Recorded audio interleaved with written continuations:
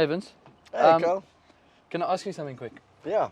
So, I've been reading in Romans at the moment, and I've got to chapter 9, which is on God's sovereign choice. And as Paul's writing, I got to verse 13, and I've hit quite a block. So, as it is written, Jacob I loved, but Esau I hated. Vince, what did I just read? Yeah, I think it's very difficult to understand.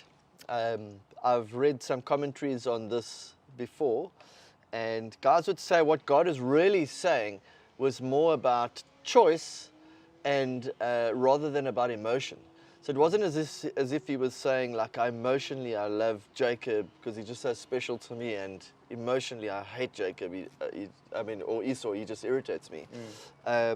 It is much more about choice, and I think each of them represented a people group. So Jacob represented Israel, which would become God's people. Esau represented the Edomites, which would become a people that were the enemies of God, of God's people as well. So also, you have to take into consideration sort of like who was Jacob and who was Esau. And, you know, they were twin brothers born from the same parents.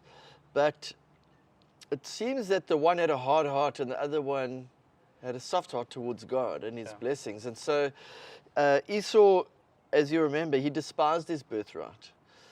And so when you think about it like that, something so special, God gives him, in a sense, as the firstborn out of the twins. He was supposed to get this birthright, but he didn't care about it, and he sold it for a bowl of soup. And it just seems that the Lord despised him for that hardness of heart, for not caring about it. And yet, you contrast Jacob, even although Jacob was a pretty sly fellow, he really wanted God's blessing, and he did anything possible to get it. Yeah.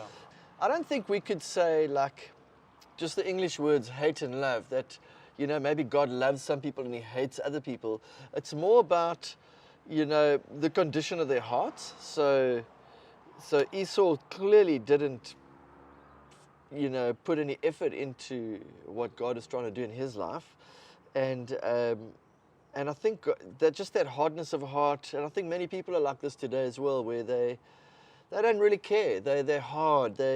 And God's got so much for them, but they don't really care. And in that sense, it's like God, I think the better word possibly would be God rejects them. He rejected Esau and the Edomites, actually, who sort of took on his nature.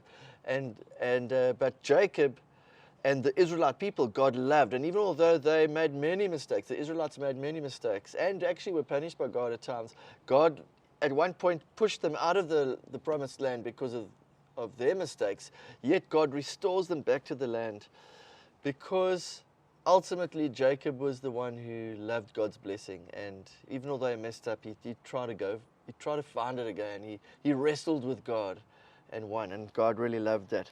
So I think that's the context for me of Jacob I've loved and Esau I've hated. Short, Vince. That makes a lot more sense. I hope it does, Yeah, I appreciate you explaining. Cool.